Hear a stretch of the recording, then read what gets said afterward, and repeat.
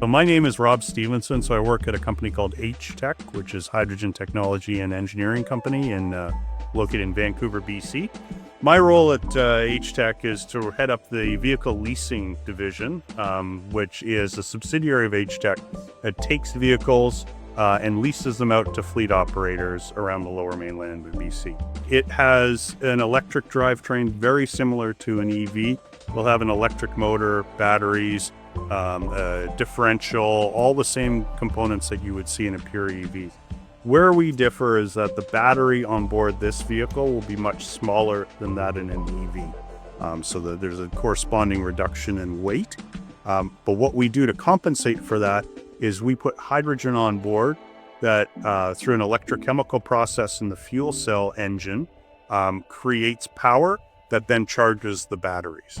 So it's essentially a range extended fuel cell truck that gains its extra range from the ability to produce the power on board.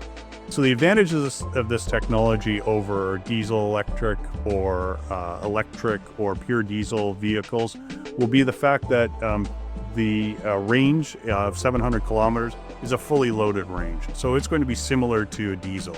The ability to recharge or refuel the vehicle is done in about 20 minutes. So there's no behind the fence charge or DC fast charge requirement for this vehicle. In fact, there's no charge port on the vehicle itself. All of that is done on board.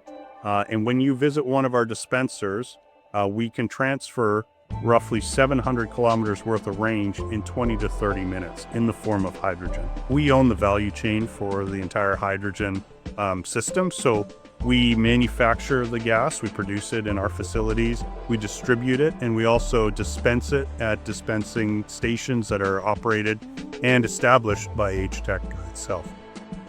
Capital costs of purchasing a vehicle like this as opposed to a diesel vehicle would be 2 to 3 times the cost of a diesel, depending on the way that the diesel truck is configured.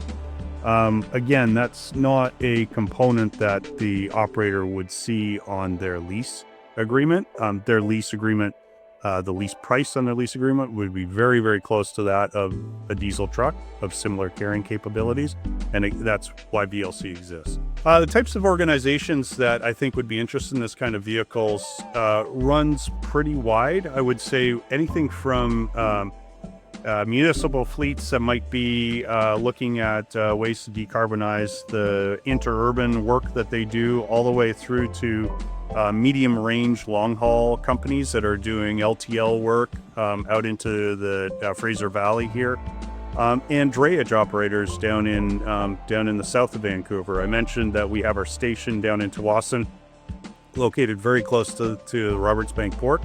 So many drayage operators are being interested in that. There are upcoming regulations, we hope, that will necessitate the adoption of these types of vehicles. They're not in place yet, but we strongly feel that fleet operators should see this coming as a requirement, get used to the technology and use vehicle trials and vehicle leases as ways to learn about it and slowly but surely adapt their fleets to this kind of truck.